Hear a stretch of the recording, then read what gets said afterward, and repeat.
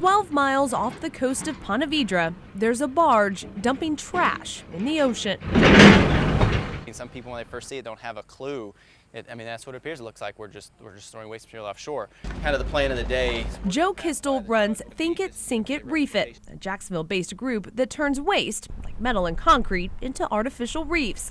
These are pieces left over from a new housing development on Atlantic Boulevard. Big game fish like grouper and snapper love to swim through these things. It would have ended up in a landfill, but Kistel saw an opportunity to bring life to the waters of Northeast Florida. They're placed kind of randomly out there in a pile, and they stack up against each other. And that randomness is actually what makes it a productive habitat. Piece by piece, the team is unloading the concrete into the water, and they estimate there are about 700 tons of concrete that will make up this new artificial reef.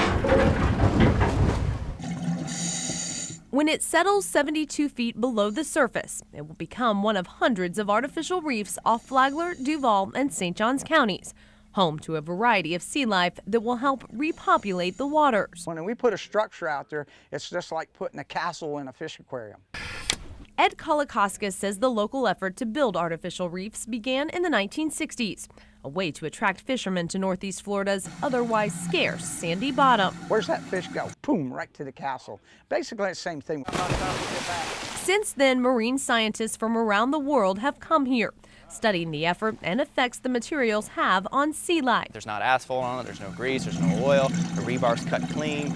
Simply put, we're placing material on the seafloor. Mother Nature's doing all the work. For now, it's difficult to know the economic impact that these reefs have on the fishing industry. We can't put a dollar value on it because this will be here long when we're all gone. We know initially that the impact will be great, but over the years it'll probably be even greater. But for now, it's bringing attention to our community, a growing competitor in Florida's fishing industry. Right now, when they look at Florida, they automatically assume South Florida because that's where all the marketing is, and it's obvious you can fish down there. Well, North Florida is a hot spot, just not a lot of people know about it. So the more reefs we build and the more exposure we get, we're trying to bring that attraction to Northeast Florida and help benefit our community. Amanda Warford, CBS 47 Action News. Police say they're looking for the man who was lurking in this parking lot, looking into windows to find items he could snatch. Come on, baby. Amy Ingram shops at this Publix throughout the week. She says she was surprised to know 2 women had their cars broken into, leaving her feeling uneasy. Considering we live just right down the street. The Clay County Sheriff's Office says 3 purses, a wallet, and $200 were stolen from the 2 cars. They also say there was another man who noticed someone tried to pry his door open. Detective James Murphy says a Pizza Hut employee spotted this man walking near the shopping center and poking his head into a car window. Murphy also says an employee at Tropical Smoothie saw the same man come in to use the restroom in the same time frame. Deputies are hoping you can help find him. There were fingerprints recovered at the scene, so we're in the middle of processing those fingerprints as well. Detective Murphy says while most car burglaries happen for those who leave their cars unlocked, this suspect is stealing from cars that are locked and breaking into windows. As this case proves, a locked vehicle is not always a deterrent, so you don't want anything in plain sight. A message Ingram takes seriously. Make sure you take your purse out of the car, take it with you into the store, because that's asking for trouble. The Clay County Sheriff's Office says a similar burglary happened here in May. They're asking anyone with information to come forward. In Clay County, Deanna Bettineschi, CBS 47 Action News. All of the men and women who are buried at the Jacksonville National Cemetery have served our country, but not all of them have friends or family who can attend their funeral. As a sailor played taps, retired veterans stood guard, giving full military honors to Elizabeth Middleton Swanner, a World War II veteran. But what makes her story different is that no friends or family attended the funeral. Swanner was homeless, and although the benches were empty, veterans' hearts were full. Every veteran deserves the honor of a proper burial. Every veteran deserves someone there at their funeral. Swanner's only living friend is Rosemary Snow, who couldn't attend because she lives in Arizona. So 2 employees from a funeral home accepted the American flag on her behalf.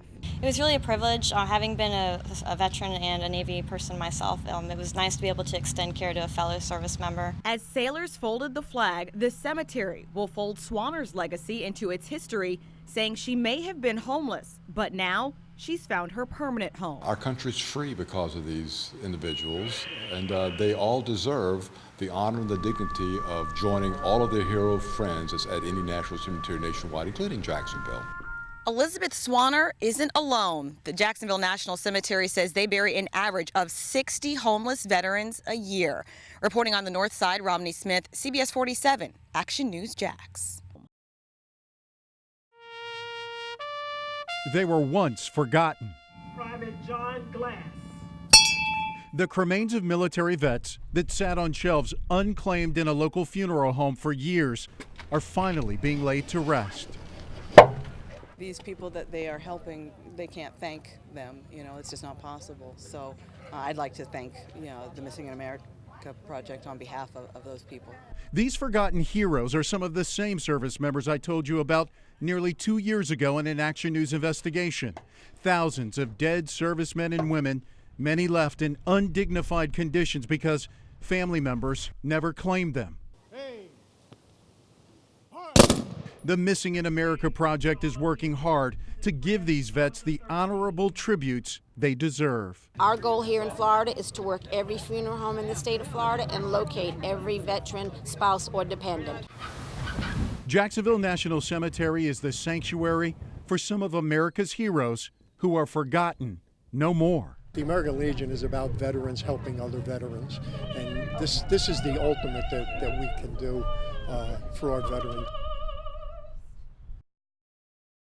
This steel frame may not look like much now, but soon it will be one of the new rooms at the Hubbard House. Each year, there's about 300 people the shelter cannot accommodate, but this construction will help with that. It's the sight and sounds of progress that could be someone's very lifeline. It's really important that there's always a bed for a victim when the victim is ready to leave. The Hubbard House has been helping domestic violence victims for years, but now it's time to expand. It will cost $1.3 million to get it done, but CEO Ellen Seiler says every penny is worth it. We are doing a 5,000 square foot expansion. It's going to give us another living room, another kitchen, and 10 more bedrooms. In all, the center will go from 86 to 116 beds. That's great news considering there were a little more than 8,000 domestic violence police reports in Duval County in 2013. Tamika says Hubbard saved her life. It has given me strength, confidence, because at first when I got here, I honestly was overwhelmed and didn't think I could do it. Construction crews are working around the clock to keep the new project on schedule. Everyone, from the clients to the leaders at Hubbard, are excited. The expansion will do so much more and help so many more people. Construction is at about 50% right now, but everything is scheduled to be completed by January. Reporting at the Hubbard House, Erica Bennett, CBS 47, Action News Jax.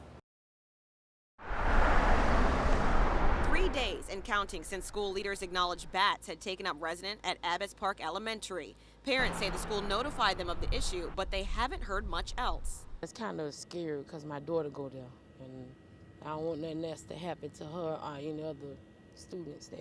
School officials couldn't confirm if a planned walkthrough was done today, but we saw crews on lifts doing what appeared to be an inspection.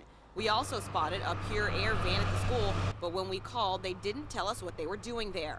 While we wait on the results of the inspection, a local doctor says this job may be bigger than the school system maintenance crew can handle. There are professionals who know what to do, and in this case, we have to call the professionals who know do the proper job without making it worse and distributing it out, spreading the spores. Parents say it's good the school is giving the bat issue immediate attention, according to a letter from the principal, but without results of the promised inspection, they grow more nervous.